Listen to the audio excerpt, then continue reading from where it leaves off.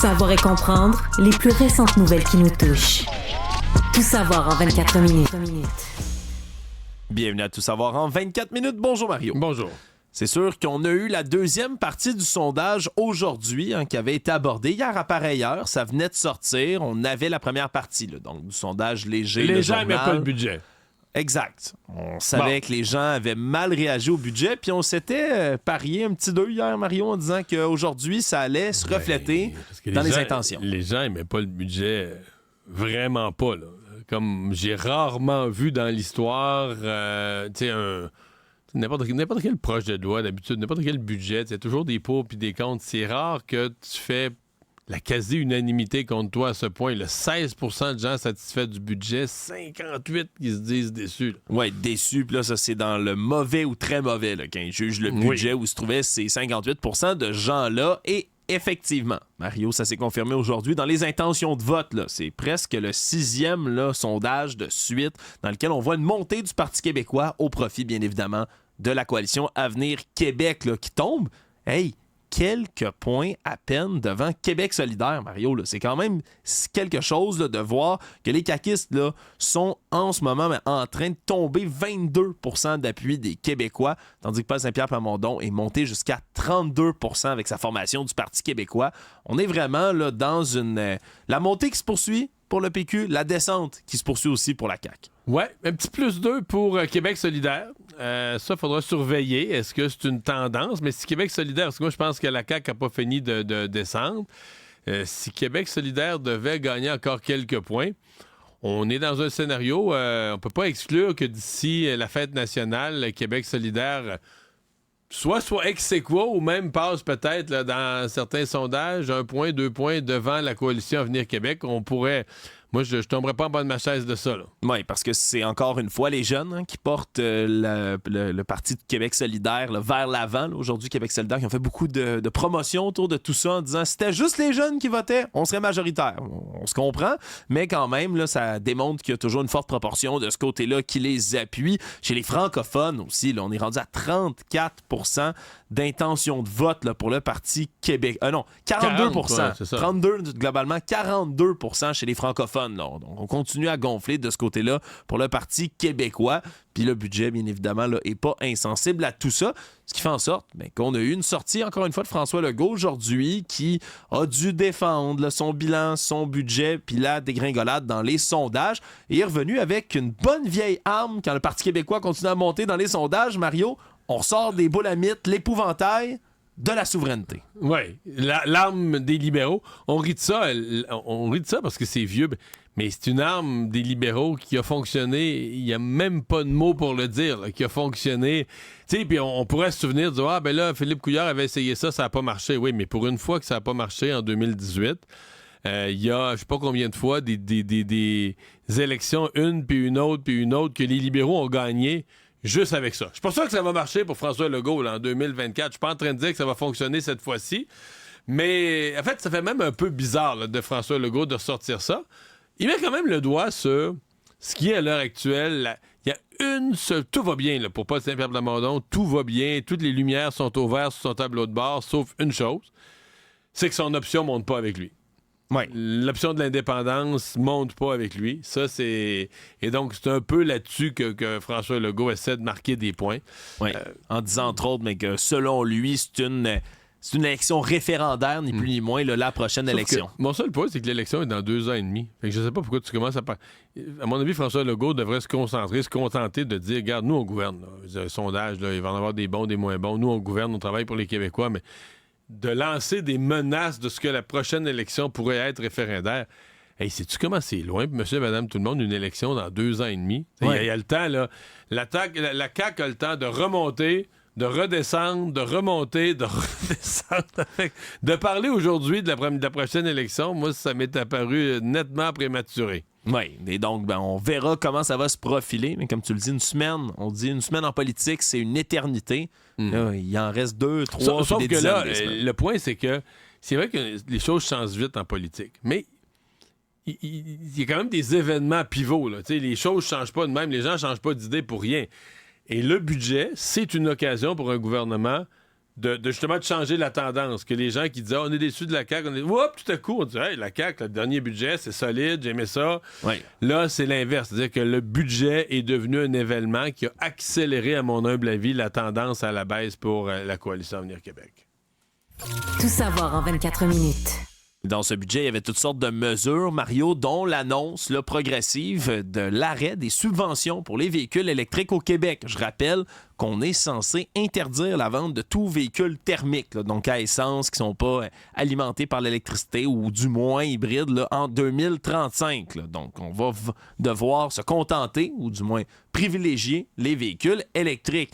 Et là, Benoît Charette, le ministre de l'Environnement, a dû sortir aujourd'hui pour venir un peu remettre les choses à l'ordre, là, en disant que là, l'arrêt progressif, c'est progressif, puis deux, il y a encore du temps là, de se commander un véhicule électrique avec la subvention pleine et entière là, qui subsiste pour l'instant 31 décembre. de 7 000 $ à l'achat du véhicule électrique. Effectivement, sauf que le problème, c'est que sur le terrain, puis même du côté de CA Québec, par exemple, qui recense toutes ces choses-là, on dit « Hey, c'est long, des fois, se commander un véhicule électrique. » C'est un modèle populaire, là. C'est 2 ans, 3 ans, des fois, pour être capable d'obtenir un véhicule. Là. Donc, c'est passablement long. Du côté de Benoît Charette... Mais tu sais, quand on dit ça, si les véhicules électriques sont longs à obtenir, c'est parce que la demande excède l'offre. Oui. Les gens en veulent beaucoup. C'est rare qu'un gouvernement subventionne. Tu sais, généralement, tu vas subventionner quelque chose qui ne s'achète pas ou qui ne se vend pas. Tu veux que les... Tu sais, si les cours étaient pleines de voitures électriques non vendues, le gouvernement pourrait dire, regarde, là, ma solution pour les gaz à effet de serre est là, elle est dans les cours. Des autos électriques qui dorment, qui ne se vendent pas. Tu donnes une subvention pour vider les cours. Mais quand il y a tellement de demandes, là, des gens à haut revenu là, se commandent des véhicules électriques, puis les veulent, puis tu dis, ouais, moi, la réduction de la subvention, je la comprends, d'autant plus que en 2027, à mon avis, là, tu vas approcher, là, je sais pas, un quart, mettons. Les véhicules électriques sur l'ensemble des véhicules, ça va être une grosse tranche. Ce sera plus une petite proportion, ça va être genre un quart, un tiers, je sais pas. On va s'en aller vers des grosses... Mais là, on veut-tu vraiment que le gouvernement subventionne, mettons, un quart ou un tiers des achats de véhicules dans le Québec? Tu dirais, ça n'a pas d'allure, là, tu sais. On a fait ça à une époque où c'était des petits nombres, on voulait les premiers audacieux qui allaient prendre le risque d'une technologie qu'on connaît pas, le gouvernement les encourageait, ça c'est correct. Mais tu sais, on veut-tu vraiment... Puis le pire, c'est que à mon avis, les gens qui achètent des autos électriques, si tu faisais des moyennes, là, c'est les gens à plus haut revenu. Fait que tu vas subventionner les autos... Mettons, un tiers des autos se vendent à des gens à plus haut revenu, puis tu vas les subventionner. Je sais pas. Moi, j'étais de ceux qui pensaient qu'il fallait revoir cette politique-là. Est-ce qu'on l'a fait trop vite? En tout cas, au moins, on l'a fait avec une gradation. Là, du 1er janvier prochain, ça va baisser un peu. L'autre 1er janvier, un peu, pour tomber à 0 en 2027. Fait qu'il me paraît que c'est... Ce bout-là, il me paraît que c'est raisonnable. Oui. Par contre, Mario, même si tes arguments font du... Ça tombe sous le sens, OK, mais t'es quand même en minorité. Dans le dernier sondage, là, oui. 52% des gens qui disent que c'est une mauvaise mesure. Donc, mais moi, je pense que ça a quand même déçu des gens. C'est-à-dire qu'il y a des gens qui n'ont pas encore d'auto électrique puis qui s'étaient projeté ça là, d'ici, je sais pas, moi, 3, 4, 5 ans. Mon prochain, il sera électrique. Puis là, c'est comme si le gouvernement vient leur dire, ben toi, t'auras pas le droit à subvention. Je pense que c'est là qu'il y a une déception. Mais tu sais, je pense qu'il y avait juste ça dans le budget. Je pense pas que le gouvernement aurait baissé d'un sondage. Je pense que c'est le déficit de 11 milliards qui a assommé le public. Actualité. Ce matin, une caricature dans le journal La Presse a beaucoup fait réagir, Mario. Caricature du caricaturiste bien connu Serge Chapleau, qui a été publiée ce matin, qui représente le premier ministre israélien, là, Benjamin Netanyahou, sous les traits d'un personnage monstrueux, mythique, apparu dans les années 20, Nosferatu. Donc, l'espèce de vampire, si on veut, là, l'incarnation de Dracula, du diable à cette époque-là. Mais là, sous les traits de Benjamin Netanyahou, Nosferatu. C'était le titre qui accompagnait tout ça, en allusion, bien évidemment, au vampire très célèbre. Le problème, Mario, c'est que c'est également un moteur de propagande dans les années 20 et les années 30 par le régime nazi pour vilipender et aller justement démoniser La communauté juive. la communauté juive, exactement, pour les dépeindre comme des suceurs de sang là, assoiffés. Et donc, dans la communauté juive, la réaction a été très, très vive là, dès ce matin. Ouais, immédiate, Mario, alors qu'on a justement qualifié la caricature d'antisémite, d'incitation à la haine. Tous les organismes là, de défense des droits des personnes juives là, se sont levés aujourd'hui d'un bloc pour réclamer qu'on Les l'enlève. élus aussi à Ottawa, j'ai vu M. Trudeau, M. Poilievre qui ont dénoncé la caricature. Voilà, donc on a retiré la caricature assez rapidement. Merci ce matin, là, parce que oui, Justin Trudeau l'a qualifié elle-même là, d'antisémite. Et là, on demande des excuses. Là, semble-t-il, ça va être chose faite du côté de la presse aussi. Mais c'est rare là, qu'une caricature ait une réaction aussi, épidermique là, dans mais notre c'est quand société. même un sujet. On est dans un sujet quand même où les tensions sociales sont très, très importantes. On les a vues dans la rue de part et d'autre. On a vu une montée de l'antisémitisme. Fait que, tu sais, parce que j'ai vu dans la défense de la presse, là, ils disent que 3 des hauts dirigeants, là, comme de la page éditoriale, seraient dans une convention à Londres, quelque chose comme ça. On a fourni une explication en voulant dire que dans le processus normal de filtration des contenus, il manquait des gens. Je sais pas, peut-être, mais en tout cas, ça a très, très mal passé. Par contre, on n'a toujours pas de réaction du caricaturiste Serge Chapelot lui-même. Là. Oui, parce que... Comment il a réagi? Est-ce que lui va crier à la censure, la liberté d'expression? Est-ce qu'il va reconnaître son erreur de jugement? Parce qu'en bout de ligne, le journal dit on l'a laissé passer, on n'aurait pas dû. Mais lui, il l'a dessiné. Là. Oui, puis ça va être à voir, là, parce que, évidemment, je pense que le métier de caricaturiste, Mario, notre collègue Y pourrait nous le dire. C'est à risque. C'est à risque, hein? Tu fais souvent des dessins qui vont faire fortement réagir, qui vont déplaire à du monde. Je pense que lui, sa défense, il va dire qu'il attaquait pas la communauté juive, mais qu'il attaquait un seul politicien, Benjamin Netanyahou, et donc on a le droit d'attaquer un politicien, de le dépeindre négativement. Oui, parce que la citation qui venait avec la caricature, là, le texte dessus, c'était Nosfenyahu en route vers Rafah. Parce qu'on comprend, Rafah, c'est là que l'armée israélienne est en train de planifier son attaque, endroit dans lequel s'entassent au-dessus d'1 million de réfugiés palestiniens, des gens affamés, assoiffés, qui sont en train de subir des bombardements constants. Tu comprends que la critique de Benjamin Netanyahou se voulait de le dépeindre comme un monstre, justement, assoiffé de sang, qui est en train de refermer un étau sur une population vulnérable. Mais la comparaison historique est inacceptable, malheureusement. Il aurait pu le dépeindre en loup-garou, puis ça aurait été peut-être mieux. Là, ouais, mais en tout cas, c'est dans un contexte aussi sensible, je comprends que on veut pas, aucun journal veut être accusé de jeter l'huile sur le feu comme cette caricature l'a fait. J'ai quand même des gens aujourd'hui sur les réseaux sociaux qui soulevaient la question, puis ça n'enlève rien à ce qui s'est passé, mais il y a quand même plusieurs ministres québécois, là, entre autres autour des questions linguistiques, qui ont été dépeints comme des nazis à répétition dans The Gazette. Oui. C'est tellement difficile de... Est-ce que ça rentre dans le même club? Ouais. Est-ce qu'on attend toujours les excuses de The Gazette? En tout cas, la presse d'aujourd'hui l'a fait tout de suite. Là. Dès que on a dit, je pense, du côté de B'nai B'rith, là, on a dit avoir reçu l'appel de M. Levasseur, là, le président éditeur de la presse, une espèce d'appel, un téléphone là, de disant qu'il s'excusait puis qu'il n'y avait rien, que c'était injustifiable, qu'il n'y a pas de parole qui pourrait effacer une telle erreur. Donc, il en mettait en masse là, pour présenter ses excuses à la communauté juive. Tout savoir en 24 minutes.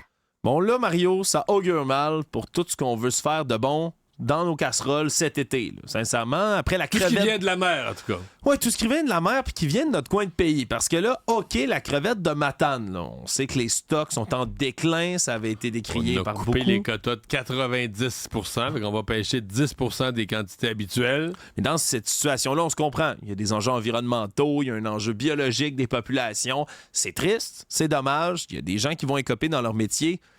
Si on veut qu'il reste de la crevette, on n'a pas vraiment le choix. Par contre, pour ce qui est du crabe des neiges, c'est beaucoup moins un problème environnemental, Mario. Alors qu'aujourd'hui, c'est le député des Îles-de-la-Madeleine, Joël Arsenault, du Parti québécois, qui a amené tout un sujet sur la table, le fait qu'il pourrait ne pas y avoir de crabe des neiges transformé dans les usines ici au Québec. Mais pas à cause qu'il en manque du crabe des neiges, à cause qu'il manque de la main-d'œuvre pour le transformer. C'est les visas qui ont été là, remis en place pour les voyageurs mexicains par Ottawa qui viendraient mettre en péril tout ça. Parce que la main-d'œuvre des gens qui viennent ici, là, par exemple, il y a 218 travailleurs qui sont attendus là, pour l'industrie de la pêche aux îles de la Madeleine.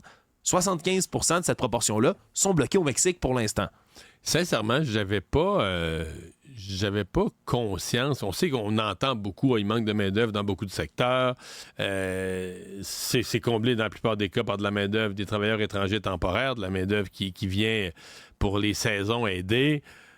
Je pensais pas, donc, dans une région comme la Gaspésie, où il n'y a pas longtemps encore, on parlait de problèmes de chômage, qu'on en soit rendu à des proportions aussi élevées, là, que des secteurs industriels, des secteurs entiers reposaient complètement sur les travailleurs étrangers temporaires. J'avais pas vraiment, je le dis humblement, j'avais pas vraiment pris conscience. Ça n'affecterait pas le crabe qu'on achète là, à l'épicerie comme ça, le crabe entier, c'est pas tellement ça. Là. C'est plus le crabe transformé, celui qui est envoyé sur les marchés d'exportation, mais pas avec ses pattes. Vraiment, on sort la chair, puis c'est de la chair de crabe. Et ça, c'est fait en usine. Et ces usines-là fonctionnent dans des très fortes proportions maintenant avec des travailleurs étrangers. Oui, ce qui fait en sorte que, par exemple, l'usine de transformation Les Fruits de mer de l'Est, qui se trouve à Matane, a dû fermer ses portes en début de semaine parce que là, enlève la crevette de Matane, ou du moins réduit-la de manière exponentielle, puis et pas de gens, de travailleurs étrangers pour venir transformer le crabe, ça a fait en sorte qu'on a dû fermer les portes de l'usine temporairement. Donc, c'est quand même là, tout un enjeu qui a été soulevé du côté de la CAQ puis de la ministre de l'Immigration, Christine Fréchette. On dit que c'est un manque de préparation, de vision aussi du côté du gouvernement à Ottawa qui ont fait ça trop tard. C'est ça le problème, là, c'est qu'on pose des gestes en panique, on pose des gestes de dernière minute. Si on avait toujours laissé le visa sur les Mexicains qui avaient été implantés, probablement qu'on aurait, au fil des années, fait des exceptions. On en faisait déjà pour l'agriculture, pour les pêches. Là, on change les règles du jeu, on les change en panique, on les change vite, et puis on n'est pas prêt à toutes les conséquences qui en découlent. Savoir et comprendre, tout savoir en 24 minutes. Un autre dossier qui est beaucoup revenu dans l'actualité, c'est la propreté à Montréal. Hein? On a notre collègue Yasmine Abdel-Fadel, entre autres, en début de semaine, puis dans sa chronique de la fin de semaine, qui dénonçait sa jolie journée au centre-ville de Montréal, dans laquelle on a pu voir des sacs de déchets partout, des rues fermées. Bref, ce qui est devenu un peu le quotidien de beaucoup de gens dans la ville de Montréal. Vraiment. Avec la fonte des neiges hâtive, il y a de la scrap un peu partout, là, je vais le dire en bon québécois. Et là, c'est l'opposition à l'hôtel de ville là, qui a fait une sortie en règle aujourd'hui pour réclamer et exiger certaines solutions là, pour venir essayer de régler le problème de la propreté à Montréal. Il y a des solutions, Mario, moi ça m'interpellait, qui sont revenus puis qui ont déjà été là, énumérés dans l'actualité depuis un bon moment. Là. Je pense, entre autres, au problème des rats. Quelque chose qui a été dénoncé, qui vient puis qui revient. Je me souviens qu'à l'émission ici à Cube, là, il y a déjà plusieurs années, on recevait, entre autres, là, la famille Lévy, qui sont des experts en gestion parasitaire, puis qui nous rappelaient que dans certaines grandes villes comme New York et autres, chaque fois qu'on ouvre un égout, on implante une mesure d'éradication des rats dans ce secteur-là pour réduire la population puis espérer au moins qu'ils fassent moins de dégâts à surface. Les rats vivent dans le souterrain là, d'une ville. Oui. Puis normalement, ils sont pas supposés sortir et venir en contact avec la population. Mais là, à Montréal, t'as un problème là, parce que semble-t-il, tu gères pas ça. T'as de plus en plus, on l'a vu, là, des endroits où les rats peuvent sortir. Et ils sont un vrai problème de salubrité, ils sont un vrai problème de santé publique. Oui, voilà, particulièrement dans le coin de Parc Extension, dans le quartier Villeray, là, on a montré des stations de métro dans lesquelles on voit des rats se promener là, allègrement dans la rue en plein jour. Et là, c'est cette solution-là qui revient encore une fois sur la table. Là. On dirait que je peux pas croire que ça n'a pas déjà été étudié ou même installé pendant qu'on fait des grands travaux. Puis après ça, plus de collecte de déchets dans les parcs, des poubelles fermées au lieu des poubelles ouvertes pour éviter que ça s'envole à tout vent à chaque fois qu'il y a des problèmes, plus de toilettes publiques. Je voulais te lancer ça, Mario, parce qu'on dirait que c'est des solutions qui tombent sous le sens. Puis que là, qui sont connues, mais... Ça prend...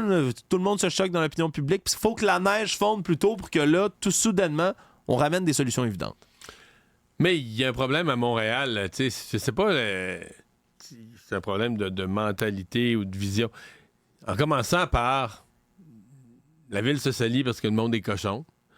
Mais je sais, quand on dit ça, tu dis, là, il y a une partie des gens qui vont dire, ouais, mais tu sais, il y a mettons, dans le quartier autour d'ici, là, les gens, ils sont sans abri, ils vivent dans des conditions abjectes, en bas de tout, laissent leurs déchets, mais parce que, qu'est-ce que tu veux, ils ont mangé là, des fois, ils les mettent à la poubelle, des fois, ils les mettent pas. Ils vont pas bien, de toute façon, d'un point de vue personnel. Fait que, tu sais, remettre Montréal à l'endroit, là, c'est tout un travail. Puis Montréal est en train de vivre ce qu'ont vécu d'autres grandes villes. Tu sais, l'exemple qui me vient, c'est San Francisco, là. Des politiques très, très, très à gauche qui faisaient rêver là, de la ville nouvelle. Puis finalement, après quelques années de ça, c'est exactement le contraire pas volontairement, là, mais la somme des mauvaises politiques fait qu'à un moment donné, ben, ta ville est pire que jamais. Puis t'obtiens un résultat exactement contraire à ce que tu rêvais. Économie. Et qu'il y avait du monde fâché aujourd'hui, Mario, sur les réseaux sociaux après l'ouverture de la billetterie du Festival d'été de Québec. Parce que comme c'est le cas dans les dernières années, ben ça s'est envolé en bloc comme des petits pains chauds. En moins de 2 heures? En moins de 2 heures. Mais ce qui est en moins de surtout... 2 heures, mais ce que je comprends, c'est qu'il y a des gens qui... Ils étaient même pas capables d'avoir... Ils ont essayé d'avoir de se connecter. Ils ont essayé pendant quelques minutes. Ça marchait déjà plus.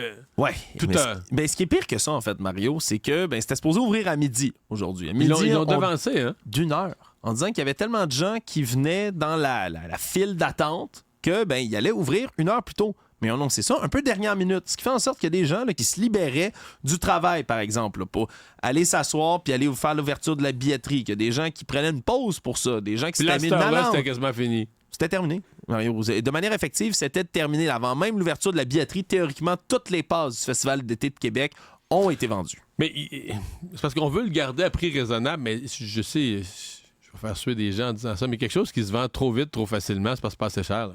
Oui, mais c'est surtout le format a été dénoncé aussi, encore une fois, cette année, parce que oui, ça fait le plaisir de bien des gens, mais c'est une passe pour tous les événements à 150 $, ce qui est un prix, effectivement, excessivement abordable. Le problème, c'est que... Parce que les groupes qui viennent, plusieurs, ça coûterait ça d'aller voir leur spectacle au Centre Bell, au Centre Vidéotron, et plus.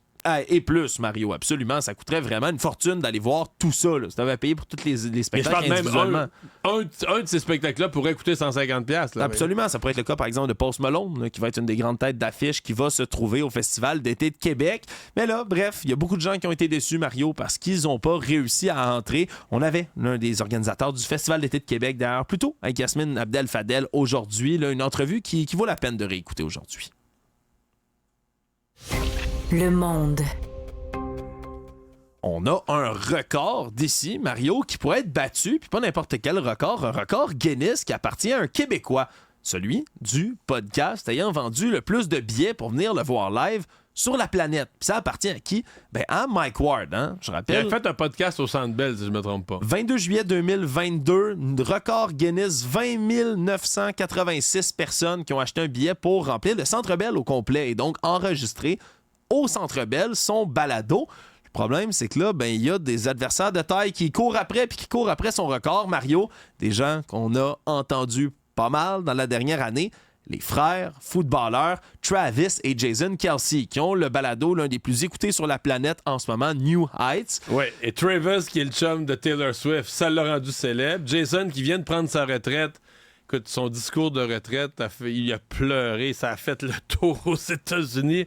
Alors, les deux sont des machines, là. Leurs vidéos ont été vues là, juste sur YouTube, quelque chose comme 700 millions de fois, ont gagné un autre prix au iHeart Podcast Awards. Ils veulent faire ça où? Cincinnati, ils veulent se rendre au stade de l'Université de Cincinnati parce que les deux ont étudié et joué au football à cette université-là. Et là, ils mettraient quoi, 70 000 personnes? C'est ça, le 11 avril prochain, on se comprend que les stades de football américain, Mario, j'allais dire même, mais surtout lorsqu'on s'agit de football universitaire, c'est gros, pas à peu près. Même 70, 80, il y a des 90 et puis il y a des gros stades. Mais il y a peut-être quand même un petit mérite parce que et Travis et Jason Kelce ont parlé en appelant aux gens à venir se rendre jusqu'à Cincinnati. On dit on ne battra pas le record Guinness de l'humoriste canadien Mike Ward si on n'amène pas assez de gens dans le stade. Achetez vos billets pour qu'on puisse le battre. Être battu quand même par les frères Kelce. C'est un honneur. C'est un honneur. Résumer l'actualité en 24 minutes, c'est mission accomplie.